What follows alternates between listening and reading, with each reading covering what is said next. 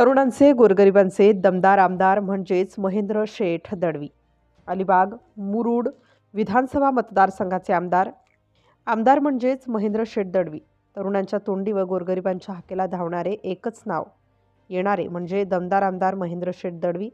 अनेक कामांना त्यांनी गती देऊन रिकामी मार्गी लावण्याचे काम आज महेंद्र शेठ दळवी हे करत आहेत. तरुणांच्या गळ्यातील ताईत बनवून राहिलेले म्हणजेच दमदार आमदार महेंद्र शेठ दळवी. कोणताही कार्यक्रम असो, क्रिकेट असो, कबड्डी असो आणि कोणताही समारंभ असो, तिथे दमदार आमदारांची हजेरी असतेच असते. अनेक तरुणांना रोजगारासाठी सध्या उपलब्ध करून देण्यासाठी त्यांची ध्येय धोरणे अलिबाग असो, मुरुड असो, या मतदारसंघामध्ये आज तरुणांच्या गळ्यातले ताईत बनवून राहिलेले आमदार म्हणजेच महेंद्र शेठ दळवी. अलिबाग येथे त्यांची भेट घेतली असता, त्यांच्याशी संवाद साधला असता नेहमी तरुणांच्या तोंडी एकच शब्द असतो, तो म्हणजे आमचे दमदार आमदार म्हणजे महेंद्र शेठ दळवी. असं का? तर त्यांनी सांगितलं की जे तरुण आज रोजंदारीसाठी बेघर आहे, त्यांना रोजंदारी उपलब्ध करून देण्यासाठी, नोकरीची संधी उपलब्ध करून देण्यासाठी मला एक सुवर्ण संधी मिळालेली आहे आणि ती मी पुरेपूर करणार आहे. मी एक सेवक आहे, सेवेकरी आहे. जेवढी जनतेची सेवा माझ्याकडून होईल याकडे माझे परिपूर्ण लक्ष आहे. अनेक कामांना मी आज गती दिलेली आहे व आपला जो तरुण वर्ग आहे यांच्यासाठी कसं रोजगाराची संधी उपलब्ध अजून पुढे करता येईल याकरिता माझे लक्ष असेल, असं बोलताना महेंद्र शेठ दळवी यांनी सांगितलं. राष्ट्र माझा लाईव्ह न्यूजसाठी संजय गायकवाड, पेण, रायगड. ज्या काही योजना केल्या त्याबद्दल काय सांगाल? अलिबाग मुरुड विधानसभा मतदारसंघासाठी खूप नवीन विकास कामं आपण आणलेली आहेत, जी कित्येक वर्ष प्रलंबित होती. त्यांना न्याय देण्याची भूमिका आपण नक्की केली आहे. खरं जिथून मतदारसंघ सुरू होतो तो रेवस करंजा पूल म्हणजे कोस्टर रोड आपण सुरू केला आहे, ब्रिज सुरू केले आहे. माझ्या मतदारसंघातले रेवस करंजा असेल, रेवदंडा साळाव असेल, आगरनाथ तुरमाडे असेल, त्यातला 80 किलोमीटरचा रस्ता असेल. किंबहुना आज आपण बघितलं की नेहमीच लोक चर्चा करतात वडखल अलिबाग, तोही रस्ता तर बऱ्यापैकी आपण त्याला केला आहे. आणि अशा अनेक विकास कामं आहेत. सामरकुंड धरण असेल, जिल्हा परिषद इमारत असेल, सिव्हिल हॉस्पिटलची नवीन इमारत असेल, अनेक अशी विकास कामं आहेत जी कित्येक वर्ष प्रलंबित होती. आणि मुख्यालयातला आमदार म्हणून अलिबागमध्ये विशेषतः जास्त लक्ष देऊन प्रमुख जे रस्ते आहेत ते रस्त्याची अवस्था जी दुरावस्था होती ती खूप छान पद्धतीने केली आहे. त्याच्यामुळे विकास कामाच्या माध्यमातून जनतेशी संवाद हा खूप छान पद्धतीने करतो आहे.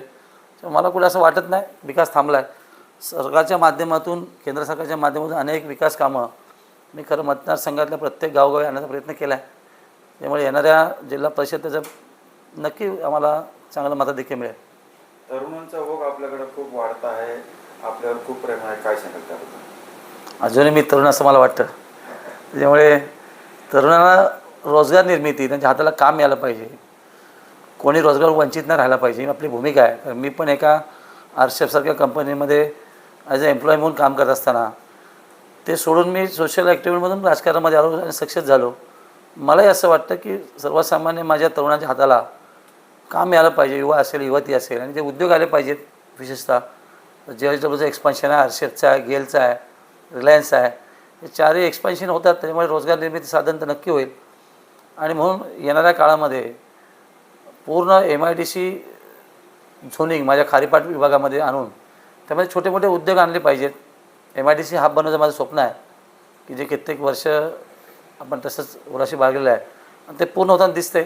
आणि आमचे सन्माननीय मंत्री आहेत उदय सामंत, त्यांच्या माध्यमातून रेवस ते धरमतर हा खाडीपट्ट्यामध्ये 450 एकरमध्ये आपण अनेक उद्योग आणतो MIDCच्या माध्यमातून.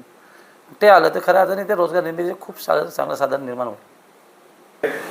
तरुणांच्या तोंडून बरेचसं आपल्याला ऐकायला मिळतं दमदार आमदार म्हणजे आमचे महेंद्र शेठ. असं आहे की मी सर्वसामान्य कुटुंबातून आलेले कार्यकर्ता आहे.